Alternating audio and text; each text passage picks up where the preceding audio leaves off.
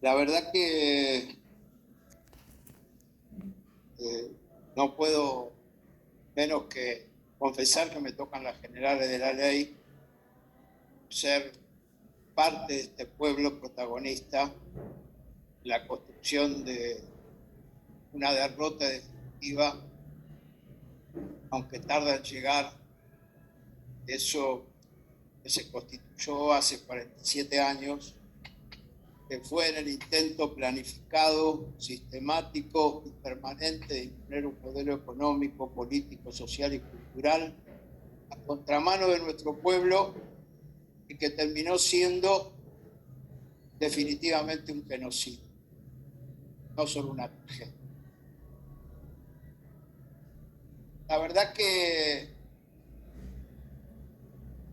a pesar de haber vivido todos los prolegómenos de lo que fue ese gobierno popular, de participación popular impresionante del 73 al 75, que logró la posibilidad de llevar adelante experiencias de participación que en algún momento será profundizado y reivindicado, como fueron los primeros 10 años de felicidad de nuestro pueblo del 45 al 55. Y siendo militante popular en aquella época, jamás pensé que iba a pasar lo que iba a pasar. Si hay algo lo único que me arrepiento de aquella época es haber sido tan gil, porque no me arrepiento de lo que pensaba, de lo que soñaba, ni de lo que imaginaba la potencialidad para nuestra patria, sin haber sido tan gil, de no haber imaginado la organización de la maldad a tales límites para generar ese genocidio. Inclusive tardé muchos años en entender. Diría casi 20 años. Porque después, más inclusive, porque después de recuperar las instituciones constitucionales, me cuesta decir la democracia no es una forma de gobierno, la democracia es un proceso permanente de construcción de la concreción de las mayorías con respecto a la minoría, no es una forma de gobierno. Nosotros sí hemos recuperado la vigencia de las instituciones constitucionales. La democracia es un proceso que está siempre en construcción. Por eso hay cambios constitucionales, por eso hay formas distintas de gobierno. Y creo que todo ese proceso que nos llevó a soñar, a pensar que se podía, tardé mucho tiempo en entender que había sucedido algo mucho más profundo. Es más, pondría una fecha, por lo menos en lo personal, y que quiero con todos, de ese aprendizaje profundo, diría que fue en 1996. En 1996 se produce uno de los acontecimientos que para mí marca claramente un punto de inflexión en la resistencia de nuestro pueblo. Es el gran protagonista de la construcción de este proceso de institucionalización. No se lo debemos a nadie, no nos lo regaló nadie, todavía no lo conseguimos los objetivos como deberíamos. Pero es en 1996, sacudido por el segundo triunfo de quien había traicionado con el PJ los postulados fundamentales que lo llevó al gobierno, la revolución productiva, el salariazo, que se había entregado a la continuidad de las políticas que se llevaban en la economía de aquella dictadura militar, poniendo hasta el mismo ministro de Economía que fue capaz de estatizar en la dictadura militar el endeudamiento externo, estatizar el endeudamiento privado, transfiriendo todas las deudas de las empresas privadas al pueblo argentino. El mismo ministro que era en aquel momento ocupaba otro cargo fundamental en la dictadura militar, que era Domingo Cavallo. Hijo de ese representante, director de Asindar, Martínez de Hoz, director de Asindar, que vino con toda claridad a decir que había que terminar con la rabia y para eso había que matar al perro.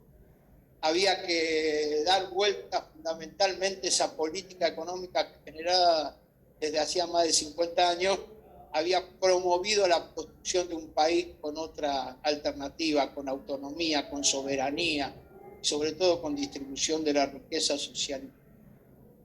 Y lo hizo en poco tiempo, quizá una de las medallas más grandes para los sectores del poder, además de transferir la riqueza a los sectores dominantes.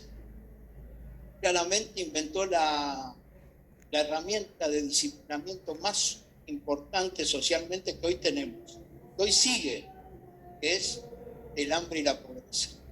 Martínez de Hoz aplicó una política económica no solamente de la represión sistemática a los militantes, sino al pueblo argentino, transformando, de acuerdo al INDEC, que era 6% la pobreza. En aquel momento se medía solo, no había un INDEC nacional, era solo de la capital y el AMBA. Carlos Noriega, director del INDEC, desarrollista, fue uno de los primeros desaparecidos, porque quería construir un instituto de estadísticas nacionales, que quien no conoce no puede planificar así. Y fue desaparecido inmediatamente. Él y muchos compañeros del INDEC, yo en ese momento ya ocupaba la Secretaría de Organización y Gremial del Estado, así que sabía lo que estaba ocurriendo, trabajábamos en eso. 6% era la pobreza en 1975 en la capital y Gran Buenos Aires. Se intervino el INDEC, desaparecieron funcionarios y solamente se volvió a medir en 1980. Y perdonen que diga estas cifras, porque creo que es el momento de reflexionar de esta manera. En 1980, por obligación del censo del Banco Mundial, la obligación que hace que tenga que haber un censo, en 1980 la pobreza había aumentado a 24%. Ese es el verdadero objetivo, disciplinamiento social, el hambre, la pobreza, disciplina. Nos convierte en sobrevivientes y a la mayoría de nuestro pueblo, mucho más, nunca más bajó de 20%. Pasa 30, 40, 25, 38, 42, pero esa es una herramienta fundamental y por eso la inmoralidad del hambre en un país que está hecho de pan. Pero fue Martínez de Hoz el que inició, Cavallo el que continuó, y nuestro pueblo, dudando, volvió a votar a Menem. Estábamos muy... La verdad que era un debate importante y fundamental. Y fue ese 24 de marzo de 1996, la primer marcha de Memoria, Verdad y Justicia, que convocamos a Plaza de Mayo e invadió, superó todas las expectativas. No solamente superó aquello de que era posible que nuestro pueblo no olvidara, porque hasta ese momento se había impuesto la política de impunidad. Había obediencia debida, punto final e indulto. Parecía que nuestro pueblo había aceptado, los políticos habían entregado a esos asesinos. Evidentemente lo superó, es más, había algunos que dudaban, porque era 24 de marzo, era domingo, parezca mentira, y decían que no iba a haber nadie. No solamente se llenó el domingo, sino que las madres de Plaza de Mayo, las abuelas, Adolfo Pérez Esquivel, todos los grandes luchadores de los derechos humanos habían sido parte de esa convocatoria y fue multitudinaria. Pero Eve de Bonafini y otro grupo de madres de Plaza de Mayo hizo una víspera. Hicimos una víspera y durante todo el sábado hasta la madrugada se hicieron un festival de rock con miles y miles y miles de jóvenes que fue realmente impresionante. Y fue un punto de inflexión. Se acabó, empezó a acabarse la impunidad. Todavía no está del todo acabada, porque se acaba de morir Blaquier, libre cuando tenía que estar en una cárcel, responsable de los asesinatos de la noche del apagón de los compañeros del ingenio del ESMA y de un intendente radical que se animó, era médico de los obreros, que fue elegido por todos los obreros en Ledesma, Aredes, y que se animó a cobrarle en 1973 por primera vez impuestos a Ledesma. ¿Cómo podía ser? Desaparecido hoy como tantos otros ahí en Ledesma. Ibarraquiel se muere sin condena firme porque fue condenado por todo, pero la Corte Suprema tardó 6 años, que hace que tiene el expediente y todavía no lo definió. Evidentemente condenado por el pueblo. Todas las marchas después de ese 96 que se hicieron en el Ledesma lo demuestran. Y ese 96 abrió una instancia diferente. Al poco tiempo, fíjense, yo lo confieso, no tenía noción todavía de lo que significaba el genocidio, con toda la práctica militante que tenía. En una dictadura asesina, estábamos acostumbrados, nosotros nos formamos, yo soy hijo del 50, nací en el 48, soy hijo del 55 y de todas las dictaduras, estábamos casi acostumbrados a eso, pero fue genocidio. Y ese hecho fue tan importante que un grupo de fiscales de España, encabezados por un lanucense, a quien quiero rendir homenaje, para mí es un orgullo, Carlos Serrepoy, el doctor Carlos Serrepoy, un militante de los derechos humanos y abogado, abrió con esos fiscales una denuncia para hacer en España lo que no se hacía en Argentina, que era juzgar a los genocidios.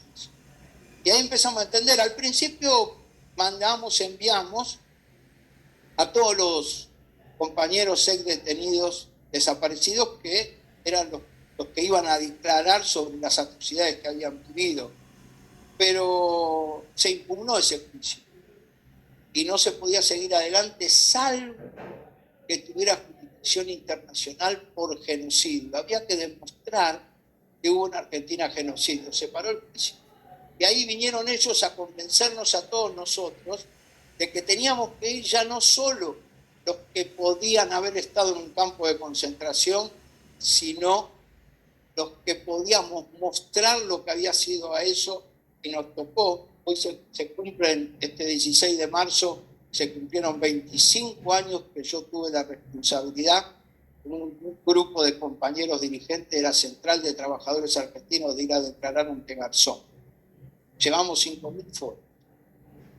Marta Maffei, Alberto Morlachetti, Alberto Piccinini, Juan Carlos Tamaño y Víctor Mendivil. En nombre de una central de trabajadores que sí no había aceptado la impunidad y se había sometido a los designios de la dictadura, que los hubo también que fueron cómplices de la dictadura, como también fueron cómplices de la entrega menemista. Exactamente igual. Y nosotros entendimos que había que ir porque nos explicaron ese sentido, como fue la FUA, la Federación Universitaria Argentina, la de Guapime. Fuimos a las organizaciones sociales y populares porque fue un plan sistemático de aniquilamiento a una clase y a un sector. Yo acuerdo con lo que decían mis compañeros antes, concejales, con todo lo que han declarado. Fue un ataque sistemático a la clase trabajadora y al pueblo argentino. Había que terminar. Acá traje la síntesis de nuestras presentaciones, que espero poder entregársela para que se incorpore a la versión taquigráfica, de todas las normas y todas las leyes que se derogaron inmediatamente. Ya lo explicaron acá en una otra sesión, que la guerrilla había sido derrotada anteriormente en forma militar. No era contra la guerrilla, no hay dos demonios. Es genocidio porque lo hizo un Estado. Si hay otro tipo de crímenes, son homicidios. Pero el Estado es el único que puede cometer genocidio. Por eso nos opusimos a lo que era la doctrina de los dos demonios, porque estaba claro y fue comprobado. Bueno, la verdad que el Tribunal de España, la Corte de España, aprobó que hubo genocidio en la Argentina, constituyéndose el segundo tribunal internacional después de Nuremberg, producto no de que alguien nos lo regale, sino de que nuestro pueblo perdió. Tenemos un compromiso muy grande. Por supuesto que tardaron unos años más. El primer condenado, como le dice Garzón, Silingo, fue condenado a 1290 años, que se juzgaba por genocidio, y empezó a pedir la extradición de lo que eran los militares irresponsables. Esa memoria, verdad y justicia, el 24 de marzo del 2001, en plena rebelión popular que veníamos enfrentando a la segunda etapa de Cabal. Qué casualidad. Los dos movimientos se tergiversaron y fundamentalmente aceptaron ser la continuidad de la dictadura.